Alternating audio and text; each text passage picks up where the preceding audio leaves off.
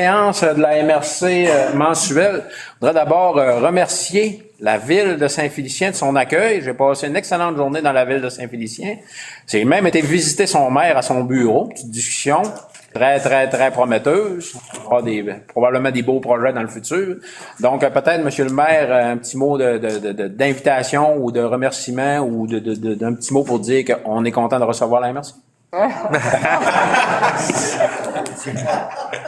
C'est toujours agréable de rencontrer les maires chez nous à Saint-Félicien. Puis monsieur le préfet est venu me rencontrer après-midi, mais c'est bon pour tout le monde. Là. Si vous voulez venir nous rencontrer, là, ça me fait plaisir de vous accueillir. Parfait. Merci, M. Gibbons. Donc, merci de vous être rendu disponible pour notre réunion de ce soir. On va accepter l'ordre du jour. On va ajouter un point, le point 6.2.4.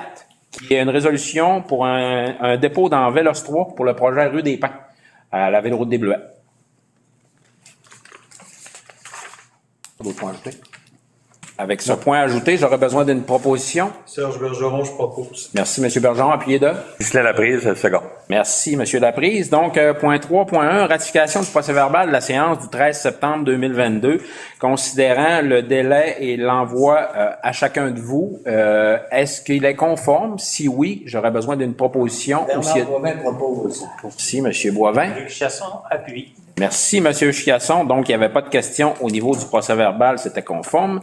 Première période de questions préenregistrées. M. Gagnon, est-ce qu'on a des questions préenregistrées? Non, pas de questions. Merci, M. Gagnon. Donc, résumé de la correspondance, 5.1, on dépose le résumé de la correspondance. Vous savez, là, chaque mois, on dépose tout ce qu'on reçoit comme demande et envoie à la MRC. En 5.2, l'acceptation des comptes, M. Gagnon. Oui, donc vous avez reçu la liste des comptes à payer qui totalise pour le fonds MRC 35 385,55, fonds TNO 19 172,94, fonds villégiature 1673,15 et le fonds TPI 378,22 pour un grand total de 56 609,86. Est-ce qu'il y avait des questions par rapport aux comptes? Pas de questions. Proposition? Danny Bouchard propose. Appuyé de? Gaston Langevin, second. Merci. Donc, en aménagement du territoire 6.1.1, approbation de la résolution 03-10-22-08, Ville de Saint-Félicien, le PPC moi. Monsieur Bouchard? Oui, donc en vertu de son règlement sur les projets particuliers de construction, de modification ou d'occupation d'un immeuble, la Ville nous a transmis le 3 octobre dernier une résolution qui a pour effet d'accorder une demande d'autorisation d'un projet d'implantation d'un CPE dans la zone 174-2 RBD, donc, conformément au règlement. Donc, tel que c'est prévu à l'article 145-38 de la loi sur l'aménagement, la résolution qui a été adoptée par la Ville doit être soumise à la MRC pour approbation en conformité au schéma d'aménagement. Donc, après analyse de la résolution de la Ville de Saint-Félicien, on vous recommande de l'approuver. Luc Gibbons, je le propose. Et de? Madame Claudie Laroche? Si, madame. Je dépose, Claudie. Merci. 6.1.2, avis du Conseil sur la résolution 2022-393, dérogation mineure en zone de contrainte, Ville de Roberval. Oui, donc tel que l'exige l'article 145.7 de la loi sur l'aménagement et l'urbanisme, la Ville de Roberval nous a transmis la résolution 2022-393 qui a pour effet d'accorder une demande de dérogation mineure visant à réduire la largeur d'un terrain à 15,21 mètres plutôt qu'à 16,3 mètres et d'un terrain d'encre à 15,7 mètres plutôt qu'à 20,3 mètres pour la construction de 2 bâtiments principaux. Pour plus de précision, là, ça se situe dans le secteur du domaine Lévesque. Donc, ces 2 terrains qui sont situés à l'intérieur d'une zone de contrainte là, par leur proximité au lac Saint-Jean. Donc, après analyse de cette résolution-là, ce soir, on vous recommande d'indiquer à la Ville de Roberval que le Conseil de la MRC n'entend pas se prévaloir de son pouvoir de désaveu quant à cette décision-là. Claudie propose. Puis de? Marie-Noël Bérère, seconde. Merci. 6.2.1, autorisation de paiement à avis de contribution financière à titre de compensation pour l'atteinte au milieu humide, projet 16A, Péribonca. Oui, donc lors de la dernière séance en septembre, le Conseil a octroyé à l'entreprise Rosario Martel le contrat de construction d'un nouveau tronçon de piste cyclable du côté de Péribonca, donc ce qu'on appelle dans notre projet le projet 16A. le tout conditionnellement à l'obtention de toutes les autorisations qui étaient requises. Donc, une des autorisations qui était manquante au moment de l'octroi du contrat, c'était le certificat d'autorisation environnementale du ministère de l'Environnement et de la lutte au changement climatique. Donc, on a reçu le 16 septembre dernier l'avis de contribution financière préalable à l'obtention du CA. Donc, ce soir, le Conseil pourrait autoriser le paiement de cet avis de contribution financière-là au MELCC pour un montant de 13 706,22 et les sommes nécessaires pour cette dépense proviennent du Fonds de remplacement de l'infrastructure de la Véloroute des Bleus. Serge Bergeron, je propose. Luc Chiasson, seconde. Merci. 6.2.2, demande de prolongation de convention de subvention du PGIC 2018-2023. Oui. Donc, depuis avril 2017, la MRC Domaine du Roi agit comme MRC mandataire pour la Véloroute des Bleuets. On a adopté par la suite, avec le comité intermunicipal de coordination de la Véloroute, un plan de gestion des infrastructures cyclables pour la période 2018-2023. Pour la mise en œuvre de ce PGIC-là, il y a une demande d'aide financière qui avait été soumise aux 2 paliers de gouvernement. Et le 30 mars 2020, il y a une convention de subvention qui a été signée avec le MAMACH pour une aide financière de 5 millions là, qui servirait à la mise en œuvre de ces projets-là. Considérant là, les différents délais qu'on a rencontrés dans la planification, la réalisation des projets, la MRC va être dans l'impossibilité de dépenser l'enveloppe qui a été consentie là, dans les délais qui étaient convenus à la convention d'aide. Donc, ce soir, le Conseil pourrait adopter une demande à l'intention de la direction régionale du MAMACH pour demander le report de la date d'échéance de l'entente au 31 mars 2025 plutôt que le 31 mars 2023. Danny Bouchard propose. Marie-Noël Bérère, seconde. Merci. 6.2.3, mandat de contrôle de qualité des matériaux, projet 1B Sainte-Monique. Oui, donc toujours dans le plan de gestion des infrastructures cyclables, il y a un mandat également qui a été confié à l'entreprise Roc Dufour pour la construction d'un nouveau tronçon de piste cyclable du côté de Sainte-Monique. Donc, en complément à ce contrat de construction-là, on a sollicité des offres de services pour le contrôle de qualité des matériaux. Donc, j'ai pas la... 6.2.3. Non, j'ai pas l'offre. C'est pas l'offre? Non. De bien paro, c'est ça? Non, c'est pas celle-là. On va devoir le retirer. J'ai pas reçu l'offre de soumission. OK, je pensais qu'on l'avait reçu. On va retirer le point, le 6.2.3. Je suis désolé. À l'ordre du jour. 6.2.4, résolution de demande dans Vélos 3 pour la rue des Pins. Donc, toujours dans les projets de PGIC, on a un projet là, qui vise la mise en place d'un nouveau tronçon du côté de Ville-d'Alma, le long de la rue des Pins, là, dans le parc industriel. Donc, il y a une demande d'aide financière qui a été acheminée là, à la fin de l'été au ministère des Transports pour une aide financière de 400 000 qui va servir là, à assumer les coûts supplémentaires là, suite au développement du projet par rapport à l'estimé là, qui avait été fait en 2017. Donc, ce soir, le Conseil pourrait adopter une résolution qui autorise le dépôt de la demande au ministère des Transports pour une aide de 400 000 Serge Bergeron, seconde. Merci. 6.3.1, mandat à Desbiens Parot. Réalisation de la vérification de conformité environnementale 2022. Oui, donc, comme c'est prévu à la Convention de gestion territoriale des terres publiques intramunicipales que la MRC a signée avec le MFFP et le MERN, on a l'obligation de maintenir un système de gestion environnementale là, pour nos opérations sur les TPI. Donc, pour répondre aux différentes obligations relatives au maintien de notre certificat, on doit réaliser à tous les 3 ans une vérification de conformité environnementale. Donc, ce soir, vous pourriez octroyer le mandat à Desbiens Parot, là, qui est l'entreprise qui nous accompagne à ce niveau-là, le mandat de réaliser la vérification de conformité environnementale pour un montant de 3 800 plus les taxes. Bernard Boivin, seconde. Merci. 7.1, motion de félicitations, corporation du Parc régional de Val-Jalbert, reconnaissance historique nationale du village historique de Val-Jalbert. Comme vous le savez, là, le gouvernement fédéral a octroyé là, une plaque commémorative, là, justement, là, comme on dit, Parc national, c'est Parc national qui ont... C'est Parc Canada. Parc Canada qui ont émis la désignation. Merci, M. Gagnon. Désignation. Il y a eu un événement, d'ailleurs, qui a été fait, là, M. Chiasson et quelques-uns des M. Laprise étaient là, à Val-Jalbert. Je pense que c'est une belle reconnaissance au niveau de Val-Jalbert. Ça met un peu ajouté au prestige qu'a déjà le site. On peut en être fier, mais ça vient juste augmenter, je pense, la notoriété de celui-ci. Donc, on voulait faire une motion de félicitations, donc j'ai besoin d'une proposition. En faire la proposition, Monsieur le Préfet Robert Bilodeau. Je vais appuyer. Monsieur Chiasson, merci. 7.2, mandataire stratégie concertée de développement de la bioéconomie au Saguenay-Lac-Saint-Jean. Oui, donc le créneau d'excellence Agro-Boréal et Alliance Forêt Boréale souhaite mettre en place une démarche concertée visant à faire de la bioéconomie un moteur de développement générant des retombées socio-économiques pour le Saguenay-Lac-Saint-Jean.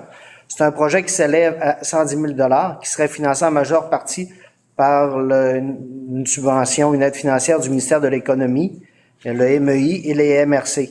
Donc, la MRC et la Ville de Saguenay contribueraient au projet à la hauteur de 5 000 $ chacune. Donc, pour être admissible, cependant, le projet doit être déposé par l'une des MRC et il a été suggéré que la MRC de Domaine-du-Roi puisse agir à titre de mandataire. Donc, si vous êtes d'accord, vous pourriez autoriser la MRC à agir comme MRC mandataire dans ce mandat de stratégie concertée pour le développement de la bioéconomie. Justin Laprise. Je le propose. Justin Laprise, second. Ah, merci. 7.3, le mandat état de situation, besoin de logement dans la MRC Domaine-du-Roi. Il est exigeant, Monsieur le Préfet. Hein? Oui, vas-y. Oui. Donc, la table des partenaires en santé qualité de vie a initié là, des rencontres et avec les acteurs concernés, soit municipalités, CIUS et différents autres acteurs, par la problématique du logement sur le territoire de la MRC.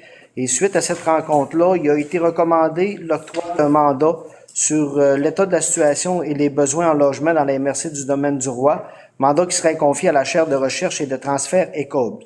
C'est un montant de projet de 36 920 $.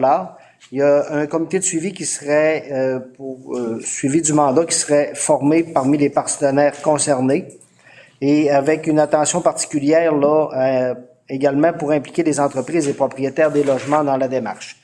Donc, si le Conseil est favorable, vous pourriez accepter d'octroyer le mandat pour réaliser l'étude de situation des besoins en logement dans la MRC auprès de pour un mandat de 36 920 $ et accepter de financer notre contribution de 16 920 dans le volet territorial du Fonds Région Ruralité. Également, là, on pourrait désigner M. Mario Gagnon, directeur général, comme signataire de l'entente et Mme Jacinthe Brassard, coordonnatrice au développement des milieux, pour agir là, comme représentant de la MRC auprès du mandataire et du comité de suivi. Serge Bergeron propose. Claudie, second. C'est 7.4, Fonds des redevances hydroélectriques, adoption de projet. L'appui, c'était par... Claudie. Madame Laroche. Merci. 7.4, des redevances, adoption de projet, M. Gagnon. Oui, donc nous avons reçu une demande de la Ville de Saint-Félicien pour un projet de démarche participative urbanistique, un projet d'un montant total de 49 969 $ et avec une participation qui est demandée auprès du volet du Fonds des redevances hydroélectriques, volet local pour un montant de 30 000 $. Le comité d'évaluation recommande favorablement ce projet. Donc, le Conseil pourrait accepter de verser une somme de 30 000 $ pour le projet. Position. Luc Gibbon, je le propose. Il est là. Chiasson, j'appuie. Et 7.5, Fonds Région et Ruralité, adoption de projet également. M. Gagnon. Oui, dans le cadre du Fonds Région Ruralité, nous avons reçu deux demandes. Une première de la municipalité de Saint-François-de-Sales pour un projet d'étude pour le réaménagement du camping municipal. Un coût total de projet de 10 498 $, une contribution souhaitée du volet local du Fonds Région Ruralité de 8 923,94 $. Et la deuxième demande du Moulin des Pionniers pour une activité d'Halloween, un coût de projet de 2 500, un montant de 1 000 $ dans le volet mobilisation. Le comité d'évaluation recommande favorablement ces deux projets. Justin Laprise, je propose. Claire Desbiens, seconde. C. Demande d'aide financière en 7.6 pour la foire agroalimentaire Zone Boréale. Oui, donc du 20 au 22 octobre prochain, la table agroalimentaire Saguenay-Lac-Saint-Jean va tenir là sa première édition de la foire commerciale agroalimentaire Zone Boréale. Ça va se tenir à la pulperie de Chicoutimi. Ça va être présenté en 2 parties, une première pour les entreprises et une seconde pour le grand public. Donc, on requiert là une aide financière là auprès de la MRC pour un montant de 1 000 $ et ça pourrait être versé à même le fonds réservé au chantier agro dans le cadre du fonds Région Ruralité. Position. Danny Bouchard, seconde. Madame Laroche et Monsieur Bouchard. On invite les gens à participer à l'activité. 7.7 dépôt au programme des stratégies jeunesse en milieu municipal. Oui, et donc le secrétariat à la jeunesse a lancé un appel d'offres pour le programme de stratégie jeunesse en milieu municipal qui vise à soutenir la mise en œuvre de la politique québécoise de la jeunesse 2030. Donc, il est proposé que la MRC dépose dans le cadre du volet 1 du programme qui cible les projets qui s'inscrivent dans une des 3 démarches qui visent à soutenir le développement local pour la jeunesse, soit les consultations de jeunes, l'élaboration d'un plan d'action jeunesse locale et la mise sur pied d'un comité consultatif sur la jeunesse. Donc, c'est une aide financière maximale de 50 $ sur une période de 3 ans. Et considérant là que la problématique sur notre territoire au niveau... 50 000. J'ai dit quoi? 50. 50. Ah, merci, c'est pour voir si vous écoutez. Donc, c'est bon. Je vous avais pas de couper dans ton élan, là. Hein? 50 000. 50 000. Donc, considérant que les statistiques démontrent la dégradation importante de la santé mentale des jeunes, que les mécanismes de consultation sont presque inexistants actuellement, il y a une trentaine d'acteurs et partenaires du milieu lors de la rencontre qui ont démontré leur intérêt à se mobiliser sur cet enjeu. Donc, également que la table des partenaires en santé et qualité de vie domaine du roi appuie fortement cette demande-là. Il serait proposé que le Conseil accepte de déposer une demande d'aide financière de 50 000 $ dans le volet 1, comme je vous l'ai mentionné précédemment, et de désigner là M. Baillargeon pour Monsieur le Préfet à signer la petite demande d'aide financière et Mme Brassard pour faire le suivi du projet et à gérer le projet en tant que tel. Je voulais également mentionner que c'est un projet d'un montant total de 59 183 $. Donc, c'est un 50 000 qui proviendrait de l'aide financière s'il est accepté. Et le solde serait financé par un résiduel un organisme Concert Action du Lac qui est un solde résiduel là, dans un processus de dissolution. Bernard Bonnet propose. Gaston Langevin, appuie. Merci. 7.8, entente là, pour le pôle régional d'économie sociale. Oui, donc le pôle régional d'économie sociale, qui est un organisme voué à soutenir le développement de l'économie sociale dans la région, sollicite les 5 MRC de la région pour contribuer financièrement à une somme de 10 000 $ chaque par année pour les 3 prochaines années à son fonctionnement. On a reçu également là, le plan d'action 2022-2025 et le budget, ainsi qu'une lettre qui précise les modalités de l'entente à intervenir. Les 4 autres MRC de la région ont déjà accepté par résolution cette contribution. Donc, si le Conseil le souhaite, vous pourriez également, pour notre part, accepter le financement de 10 000 $ par année qui serait prise à même le Fonds Région Ruralité et qui désignerait également le directeur général à signer l'entente. 10 000 $ par année sur 3 ans, c'est ça? 10 000 $ par année pour les 3 prochaines années, donc. C'est ça. Oui. Monsieur Bergeron propose. Puis de. Danny Bouchard. Merci. Signature de la convention, événement Attraction Québec, 7.9. Dans le cadre du programme de soutien au virage numérique des activités, attractions et événements, on a reçu, il y a une aide financière qui a été accordée au montant de 79 125 $ pour le projet des petites aventures du lac en réalité augmentée. Ça a été octroyé notamment pour des projets au niveau touristique pour 5 organisations du territoire, mais la MRC doit être présente à titre de fiduciaire et de mandataire, donc ce serait pour autoriser la signature de la convention et pour l'aide financière et autoriser M. le Préfet. Luc Chiasson propose. Claire Desbiens. Merci. Donc, on s'en va à la gestion des matières résiduelles. 8.1, l'approbation du budget 2023 des régies, de la régie des matières résiduelles du Lac-Saint-Jean. Gagnon. Oui, donc à chaque année, la régie doit adopter son budget avant le 1er octobre et le budget doit être examiné et approuvé par chacune des MRC du Lac-Saint-Jean.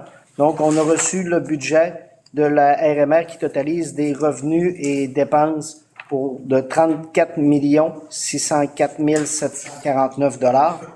Donc, si le conseil est favorable, vous pourriez approuver ce budget. Peut-être juste mentionner là, que dans la fiche originale, on avait un 4.661 d'augmentation, mais en fait, compte, il a été révisé à 2.78. C'est bien ça? Oui, c'est la quote-part qui va être attribuable à la MRC Domaine du Roi dans le cadre de ce budget. Position. Madame Marie-Noël Bérard. Je me rappelais plus qu'est-ce qu'il fallait que je dise. Excusez. Perdez bien 50. Donc, on se transporte en 10.1, Comité d'accès à l'information et protection des renseignements personnels. Toujours M. Gagnon. Oui, donc il y a le projet de loi 64 qui a été adopté récemment par le gouvernement provincial qui vient modifier la loi sur l'accès aux documents des organismes publics et sur la protection des renseignements personnels. Donc, parmi les exigences, il y a plusieurs actions qui devront être mises en place au niveau de la MRC. Et une des premières actions, c'est la formation d'un comité sur l'accès à l'information et la protection des renseignements personnels. Donc, il est recommandé de nommer 3 personnes sur ce comité. Moi-même, en tant que responsable de l'accès aux documents et de la protection des renseignements personnels, ainsi que Mme Stéphanie Bonneau, conseillère en ressources humaines, et Mme Marie-Ève Gastonguay, technicienne en administration. Gaston Langevin propose. Justin Laprise, second. Merci. Merci, M. Gagnon. Puis on sait qu'avec la protection des renseignements personnels aujourd'hui, il faut faire très attention. Il y a des normes à respecter. La loi 25 va en ajouter par-dessus. Fait qu'il faut se conformer le plus rapidement possible. On a les mêmes comités à mettre en place dans nos municipalités. Oui, tout à fait. Oui. Même procédure. Merci de l'information, M. Bergeron. 11.1, programme des cadets policiers. Comme à chaque année, vous savez, on doit déposer la demande là, pour l'accès à nos cadets policiers. Ces cadets policiers-là font de la sensibilisation, ils font de la prévention, ils parcourent un peu tous nos événements, ils vont dans chacune des municipalités, ils vont rencontrer les élus, ils rencontrent les gens. Je pense que c'est un programme qui est très intéressant, qui est très portable à la MRC, puis je pense que d'année en année, on fait bien de le remettre en place.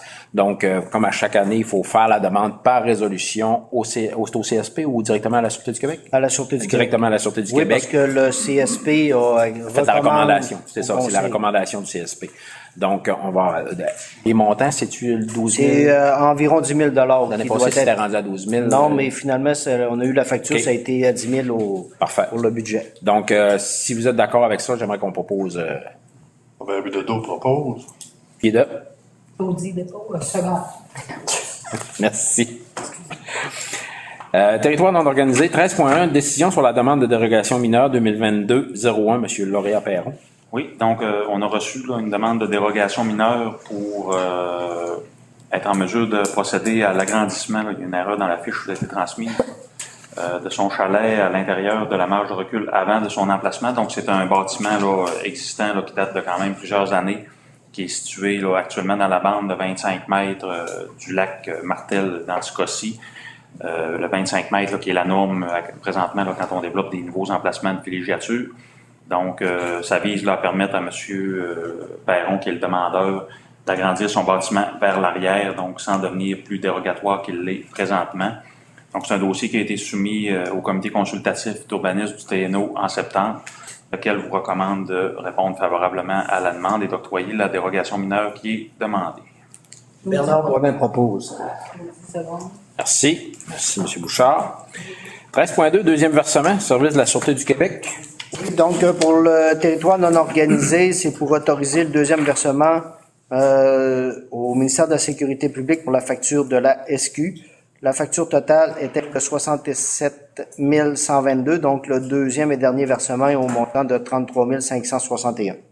Opposition. Serge Bergeron, propose. Qui est de? David Bouchard, second. Merci. Donc, on s'est rendu en 17 à la période de questions en lien avec la séance. Il y a des questions dans la salle? Moi, j'en ai une. Oui, vas-y. J'aimerais que vous vous présentiez. Jean-François Robert, de Saint-Félicien. Oui. La question porte sur la gestion de matières résiduelles. Oui.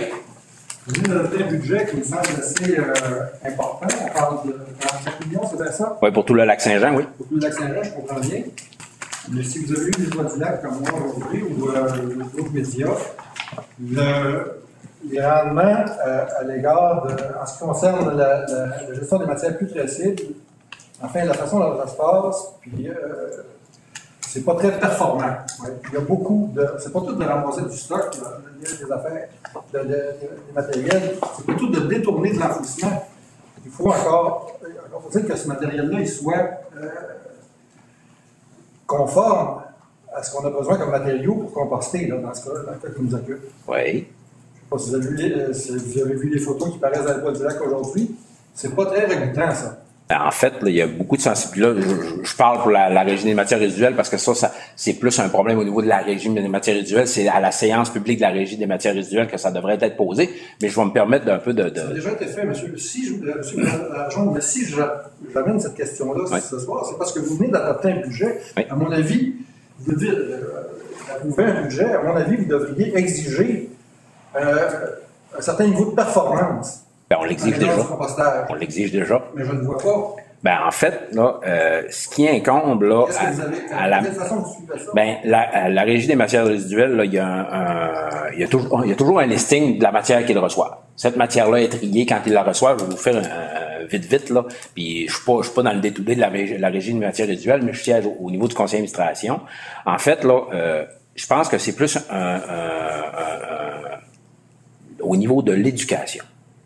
Faut éduquer les gens. Vous savez, quand on a mis en place le bac de recyclage, je fais une super vite, quand on a mis en place les matières de recyclage, ils ont vécu à peu près la même problématique. Pas au même niveau, parce que je vous dirais que c'était pire encore au niveau du recyclage. Il y a toutes sortes de choses qui se ramassaient dans le recyclage. Mais à force d'en parler, à force d'éduquer les gens, puis de leur montrer ce qui se passe, puis c'est normal, là, on s'attendait à avoir ce genre de choses-là. Puis je vous dis, là, j'ai été visiter des plateformes de compostage 2 fois, là. Puis à chaque fois, on arrive sur ce genre de choses-là, puis ils nous disent, ça n'a pas de bon sens, des fois, ce qu'on ramasse dans les camions qui ramassent le compost.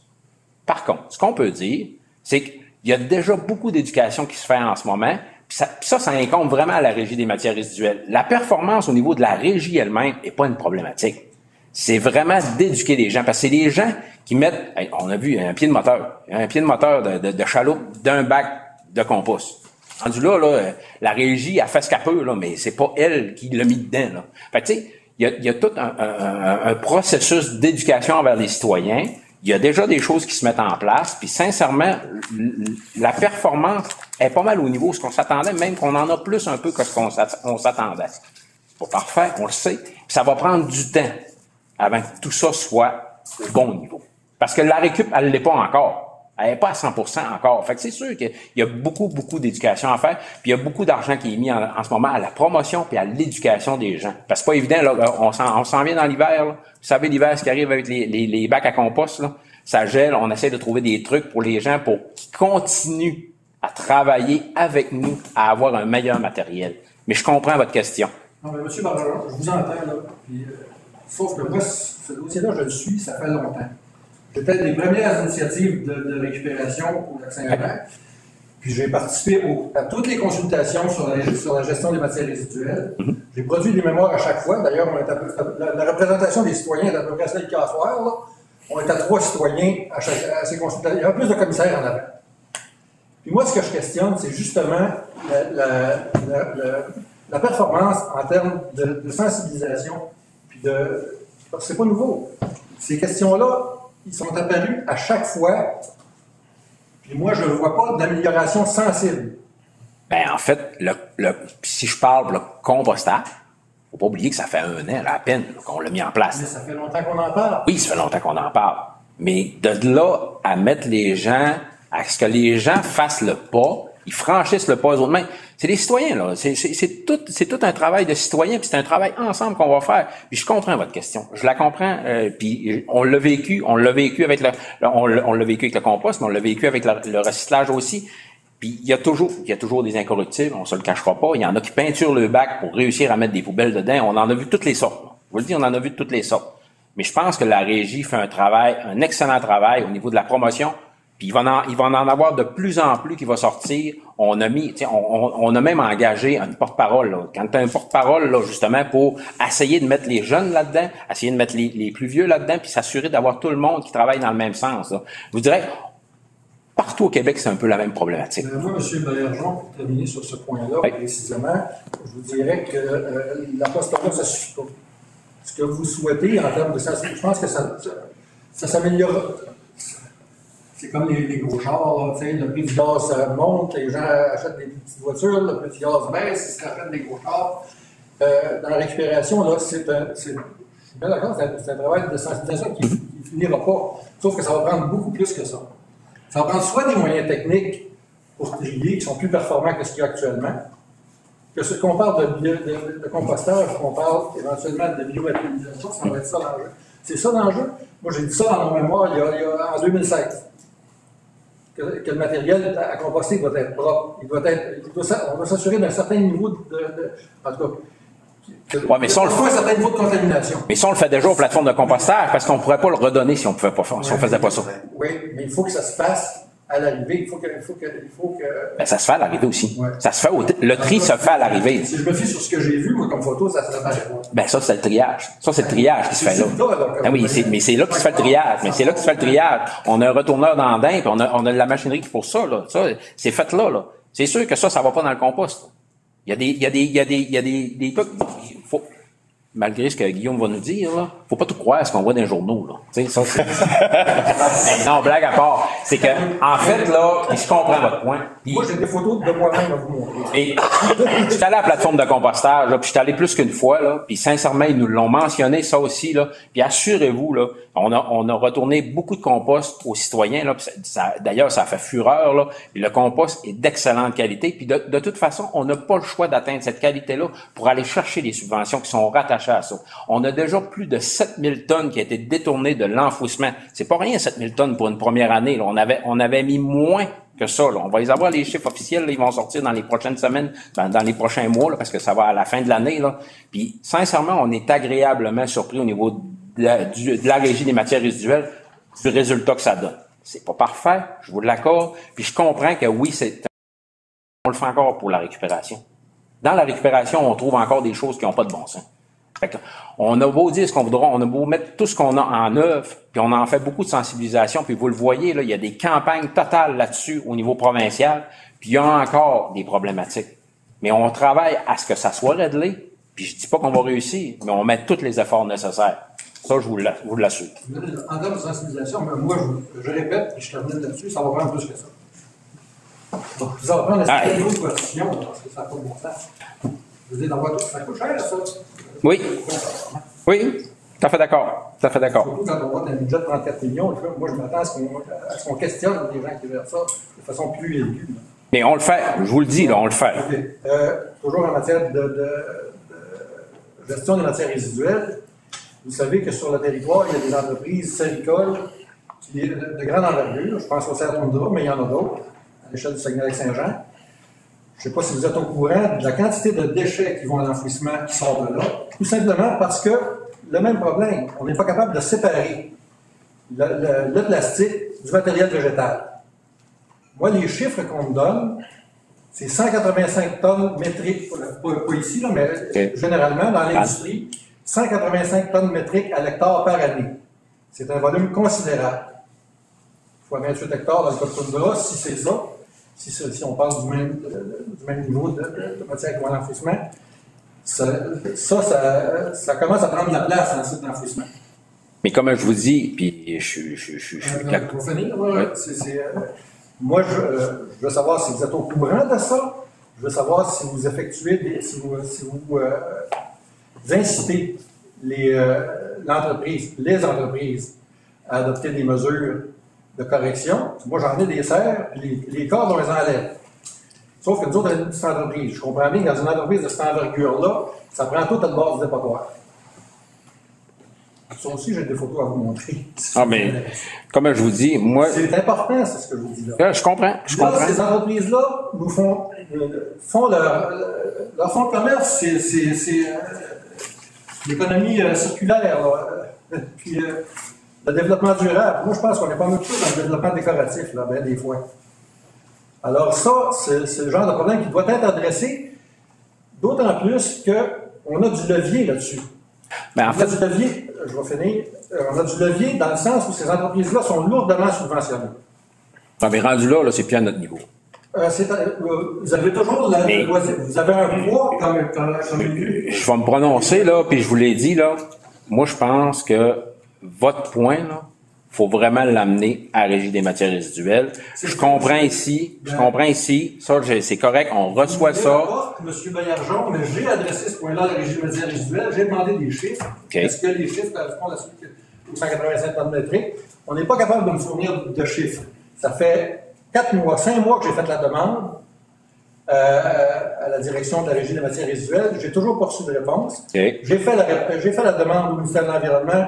Ils n'ont tout simplement pas cette donnée-là en main. Au ministère de l'Agriculture, on me réfère à l'UPA. C'est une vraie farce, là.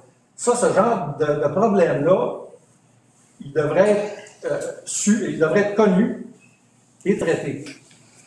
C'est un peu comme la pollution lumineuse, là. On s'en rend compte après coup, alors que ça aurait pu être évité facilement parce que c'est subventionné, ça. Moi, comme producteur agricole, là, si je veux avoir mon crédit de taxe foncière agricole, je suis tenu à des conditions d'éco-conditionnalité. Je suis tenu à des normes d'éco-conditionnalité, c'est-à-dire qu'il faut que j'ai un plan de fertilisation, il faut que je présente un bilan phosphore, un paquet de... Sans quoi, je n'ai pas droit au crédit de taxe foncière. Ce genre de conditions-là devrait s'appliquer à des problèmes comme la pollution lumineuse, comme la gestion des matières résiduelles. Faute de quoi, ils se passeront de cette subvention-là. Puis ça, vous l'avez voté, ça. Vous l'avez accepté, ça, que Tundra change de zonage. Ils étaient zonés industriels, ils sont devenus zonés verts pour avoir accès au crédit de taxe foncière. C'est pas un secret, c'est public, ça. C'est 282 000 de crédit de taxe foncière par année. De subventions dont personne ne parle. Il n'y a pas un journaliste qui vous en parler, on dirait. Alors, moi, je trouve que c'est des situations qui sont un peu aberrantes en regard du discours que les élus tiennent sur l'évolution des mentalités. Alors, moi, je voudrais que vous adressiez ce problème-là, que vous appuyiez ma demande à la Régie des matières résiduelles. Oui, je vais retourner à la Régie des matières résiduelles. Je vais m'enquérir de la situation. On va voir pourquoi vous n'avez pas eu de chiffres, puis c'est quoi les démarches qu'on doit faire pour les avoir, c'est tout. Ce qui serait inquiétant, c'est qu'il n'y en ait pas de chiffres. C'est ça. Mais moi, je suis certain qu'ils en ont, parce que c'est le tonnage qui va là est pesé, et mesuré, il est archivé. Parfait. Merci, M. Robert. D'autres questions? Le détail, la véloroute, tu parlais de 5 millions de dollars. Ça, c'est petit argent nouveau qui est annoncé récemment? Non, c'est les mêmes annonces. C'est le même annonce. 2019. C'est dans le PGIC. Tout ça reconduit parce que c'est peut-être. Oui. C'est le clarifier, sinon, elle va la mélanger. Donc, proposition pour la levée? Non, j'ai encore une question, M. Baillargeon, ce ne sera pas long. La question, elle ne porte pas sur un des points de la réunion de ce soir. Cependant, je pense que ça concerne le premier chef de la MRC. J'ai fait une proposition lors de la dernière séance du Conseil de ville de Saint-Félicien. Le fait de créer une fiducie foncière agricole. Il y a des terrains qui appartiennent à la municipalité de Saint-Félicien. Je pense que c'est le cas aussi ailleurs dans la MRC. Moi, je souhaiterais voir la création de ce genre d'entité-là, de façon à pouvoir offrir à de jeunes entrepreneurs agricoles l'accès aux terres. Vous savez que c'est un enjeu majeur. Bien, ce que je vais vous proposer à ce moment-là, c'est peut-être de venir rencontrer notre développement en matière agricole. Il y a des gens au développement qui peuvent répondre à ce besoin-là, puis vous enquérir de la situation, puis peut-être proposer des solutions. Si vous avez des solutions à proposer, allez rencontrer nos représentants au niveau du secteur agricole. Ils vont se faire un plaisir de vous recevoir pour ça. Moi, j'ai aucun problème avec ça. Ben, c'est quelque chose qui est connu, les fiducies foncières agricoles. Mais si vous avez un projet, là, si vous avez un projet à proposer, il n'y a pas de problème, on va vous rencontrer avec plaisir. C'est intéressant. Nous sommes 28 hectares d'excellentes terres agricoles à Saint-Félicien, à côté de l'usine de Greenleaf. Allez rencontrer les gens qui sont sur le secteur agricole. Merci. Il faut que je rencontre beaucoup de monde. Ben, donc, M. Bilodeau? Je porte un commentaire par rapport à la qualité de l'information qui est transmise dans le guide du citoyen. Puis peut-être que vous pouvez davantage inviter les gens à le consulter parce que j'ai été quand même emballé de voir toute l'information qui touche la MRC puis qui peut être pertinent pour la population. Oui, d'ailleurs, tout le monde l'a reçu là, dans la boîte aux lettres là, au cours des dernières semaines. Là. Donc, oui, il y a beaucoup d'informations. Là. Vous comprendrez que c'est une collaboration de la Sûreté du Québec avec un imprimeur là, qui a fait le dépliant lui-même. Quoi? Non, c'est pas un imprimeur, mais c'est une maison d'édition. Maison d'édition, hein, c'est pas un imprimeur, excusez. C'est une maison d'édition qui a fait le dépliant. Donc, on n'a pas contribué à rien. On avait juste à envoyer l'information là, au niveau de la MRC et des services là, qui sont disponibles. Oui. L'information a été travaillée par Mme Calvin, oui, Mme communication. Bravo. Bravo. Proposition de la levée? Faire de bien. Merci.